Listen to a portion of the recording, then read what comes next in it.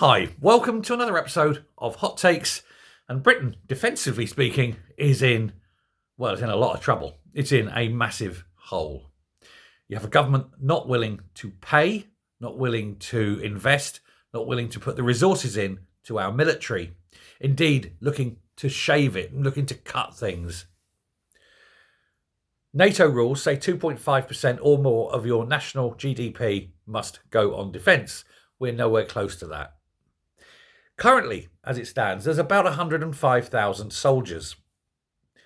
Of them, and hold on to your hats, 10,000 of them are medically unfit to deploy, and 15,000 of them are deployable in limited circumstances for various reasons. 25,000 of 105,000 not deployable. That's a quarter, isn't it? Nigh on. A quarter of all soldiers not deployable fully in the event of a war. Of course, of the 80,000 that are left, not all of them are going to be frontline fighters because you've got the, engineers, REME, the Royal Engineers. You've got the, God bless them, the chefs, the cooks, the catering corps, or as we used to call them, the slop jockeys. Although we never called them that to their face. They'd spit in your dinner. But they were great guys, let me tell you. Military food was always good back in the day. Compo rations, Rat Pack C. One man Rat Pack C. That was my favourite. It had the curry in it. For those who know. If you know, you know. Anyway. And the little foreign Mars bars. That was the other thing. God blimey. Takes you back, doesn't it? But there you go. 80,000 soldiers, of which maybe only 60,000 are frontline deployable. Put them on a field or on the beaches. And they wouldn't last a day, would they? They wouldn't last a day. Starmer has the opportunity of paying soldiers more, encouraging people to join. He's not doing that. Although, to be fair, and if you don't know, you get your pay, you do your pay parade. I remember having to march up, salute, sign, march back. And you got your pay parade. And they always had deductions. Now, I don't just mean tax and national insurance, because you had to pay for your food and board, which is why we loved going on exercise, because when you were on exercise, you didn't pay food and board. You got that back. You kept that because you didn't have to pay for it.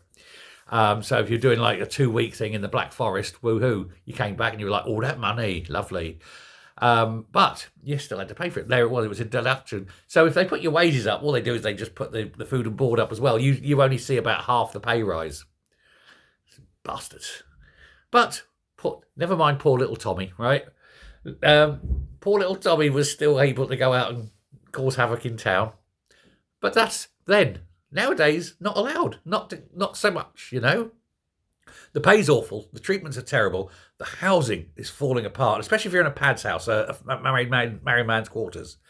They're very, very poorly maintained. Indeed, when some of the military bases are closed, they go in and they say, we'll turn these into like local housing and that, and they can't. They're so badly maintained and built, they are not fit for human inhabitation. Except, of course, for militaries, because they're not human. If you're a soldier, you don't count as a normal human being, of course. You're merely a drone of the state, and so they put you in any old thing. Honestly, falling apart.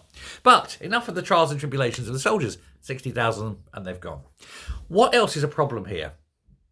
Well, apart from the low pay, the terrible housing, and the fact that you're only a mindless drone who has to do as they're told and obey orders, there is a bigger problem. And that is recruitment. Nobody wants to join the army.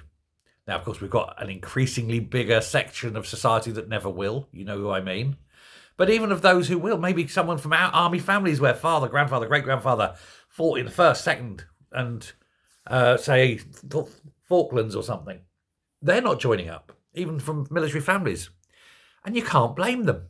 As I say, apart from the shitty pay and the poor housing, there's the fact that you would be sent abroad to fight a war by someone like Starmer. Now, we know during Blair's era, he used to sit in number 10 wanking off. It gave him the horn, wasn't it? Thinking of all that British blood spilt on foreign sand. Look at me, I'm a big important person. I'm sending men to die. I loathe that man with every inch of my being. And Starmer's no different. It's very important we send people abroad to kill people to make me look like I'm important. Oh. There are people I know in the military who say that they would rather mutiny than fight a war for Starmer. And they're saying that is a strongly held belief by an awful lot of soldiers. Now, soldiers are leaving in their droves. Apart from the ones that are coming to the end of their actual term, some sign up for 3, for 6, for 9. Some are coming up and they're 26 years and they're going to get their full pension and so forth. But as soon they'll hang on to get that pension and then they're off. But nobody's signing up. So you're not getting anyone coming in at the bottom, very few coming in at the bottom. And you're losing them at the top. So you're losing a lot of skill, a lot of knowledge, a lot of experience. And with no one coming up to replace them, it's going to be worrying. The British military is absolutely dying on its arse. And there's no reason to save it. As I say, who is going to sign up to fight a war on a foreign land just for the ego of Keir Starmer? Now, I personally think the last foreign war we fought, where we were on the side of right for invading foreign countries and attacking war, was the Second World War, when you looked at what that lot were doing. I think the Falklands was a just war because that was a defensive war. We were defending our own. They were British people. They lived British lives, had British values, spoke English. They were us, just on a little island, like us. What we did under Blair was a foreign war of invasion for the sake of gaining oil for the Americans.